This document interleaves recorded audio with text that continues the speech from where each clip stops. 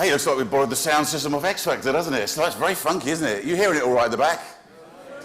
It's clearing our sinuses out of the front, isn't it? It's quality. I feel like I should come and go, Alexander Burke, as opposed to TV Burke. Anyway, look, nice to see you all. Hope you're all well. Good afternoon, ladies and gentlemen. Thank you very much for coming today, and it's good to see so many people at this, the 9th Builders Merchants Award for Excellence. I've been asked to say a few words and introduce myself a little bit as to why I'm here. Anybody who's seen DIY SOS? Thank you for that lukewarm response. So who hasn't seen it? Slightly more enthusiastic, thank you very much. And who on your table is too pissed to care? I can see how this is going to go. Okay. Listen, the interesting thing about working with a bunch of builders is that on our programme we've done over the years, 11 years of trying to put houses right, and we're very lucky that there is a DIY industry around, because it's made plenty of work for builders over the years. Us in particular, we've made a career out of it. And my builders are proper builders. Where, you know, they're drunk most evenings, they like tea breaks regularly, and they abuse almost anybody else that comes onto the site. I was recently, I asked them, because I was coming here, I thought I ought to get some proper builders jokes, so I texted them last night, because I don't do jokes really, I just stand there and whinge. And I texted them, I said, send me through some jokes if you've actually got some jokes. Billy, not getting the idea that it was supposed to be about building, sent me, I surveyed 100 women and asked them what shampoo they use when showering. 98% of them said, how the hell did you get in here?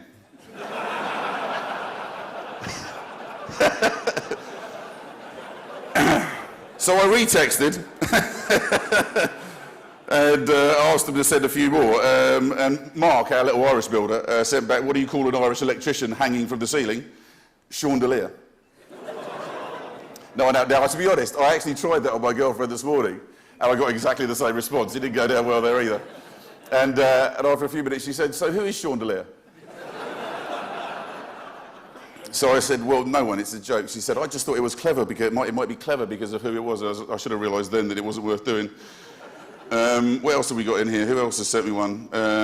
Julian sent me a lovely one here, saying, oh, this is good. Mate, I've just heard that there's a flying saucer with female aliens going around the world picking up men with huge wangers. Now, you're in no danger, but I just texting you to let you know this spaceship is bloody amazing. So. Interesting, you know, because like for builders, their like worst nightmare is either a designer or an architect. And Chris sent me this once, saying, whilst you're there and you're talking to people, can you explain that designers, you can't be a creative? You know how they always say, I'm a creative? Designers, architects, people like that. I'm a creative. It's an adjective. If you want a title, choose a noun, like twat.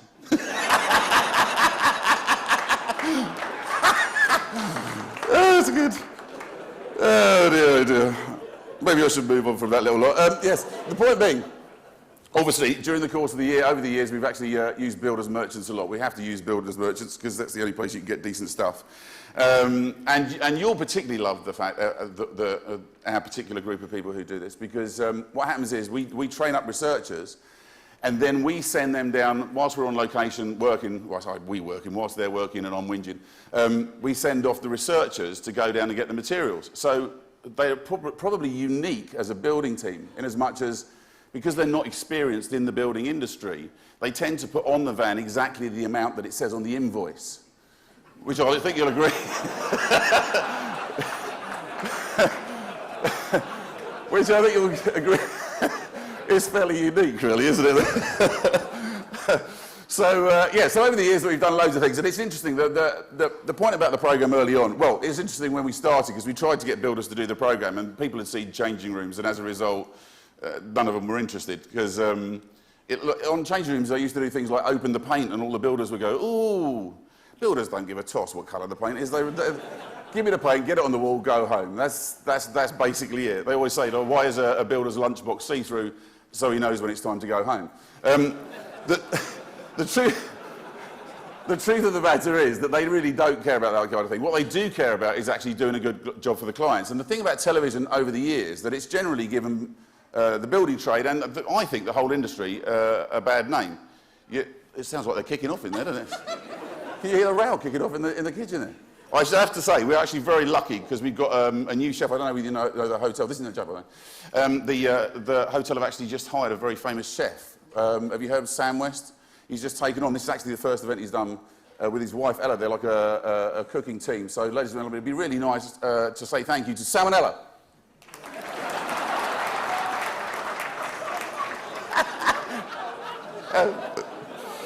Oh, God.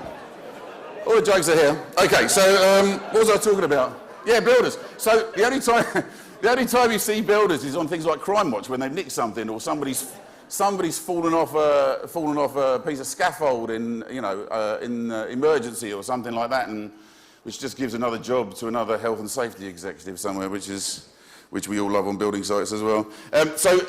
And also things like rogue traders and stuff like that. So all you get as a person at home is this idea that there's a bunch of cowboys out there trying to rip you off.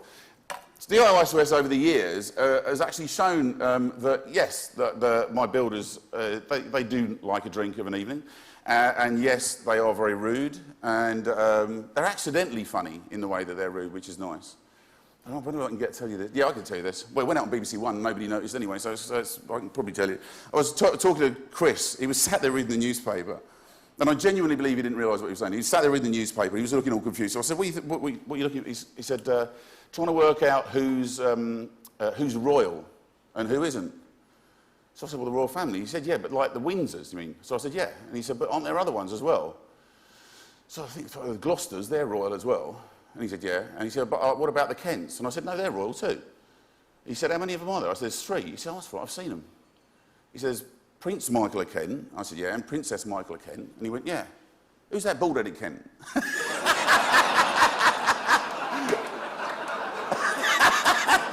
I swear to God he didn't realise it. So what I'm saying is, yes, they do smell bad, and when we actually show the place off on the last day, the reason there are tears coming out of my eyes and the people who are seeing the room is the fumes coming off my builders, basically. But they do a great job, and they really, really believe in working hard and doing a great job and using pink diesel in their vans if they can. Their hearts are in the right place. Now, after 10 years of doing this, just recently we've started doing these things called mega builds, where what we do is we go into an area and we try and, instead of just doing a couple of rooms in a few days, in 9 days we try and do the whole house. Now, that's caused a lot of problems in one way with builders, because people are turning up and quoting, and then for like 6 weeks, and they're going, can't you do it in 9 days like DIYSOS do? But we turn up and we rely on having local tradesmen come out and help us.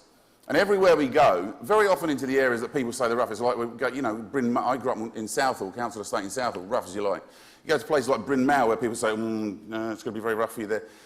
Put the word out, and suddenly we've got plasterers coming from all over the place, electricians, plumbers, chippies, we've got all kinds of people, loft conversion people are turning up, and they're all chipping in and helping out and working really hard. And every time that we do a programme like that and we show these people, I think it shows them in the proper light that there is a bloody huge industry here which this country relies on and overlooks very often, with a lot of good people doing a lot of really, really good work and being supplied by people like yourselves.